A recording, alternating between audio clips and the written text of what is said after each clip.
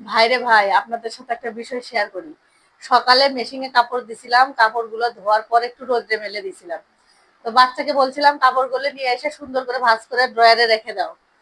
ও দেখেন ভাঁজ করছে প্রত্যেকটা কাপড়। আমি বলছি সেটের সাথে সেট মিলে ড্রয়ারে রাখবা। ও করছে কি দেখেন, প্রত্যেকটা কাপড় একটা একটা করে ভাঁজ করছে, করে পুরো বিছানা। আমি এখন গোসলে যাবো, এসে দেখি এই অবস্থা। তাহলে বলেন বাচ্চাদের দিয়ে আসলে কতটুকু কাজ সম্ভব হয়। তো যাই হোক, আলহামদুলিল্লাহ ওই ভাঁজটা যে করছে, ভাঁজ করতে পারছে, এটাই আলহামদুলিল্লাহ। আমি এখন এগুলো গুছে আবার রেখে দিই। তো আসলে বাচ্চাদের দিয়ে মাঝে মাঝে কাজ করানো উচিত। আপনারাও কাজ করাবেন, আমি এখন থেকে ওদের দিয়ে কাজ করাবো, কারণ একা কাজ করা আমার জন্য অনেকটা টাফ হয়ে যায়।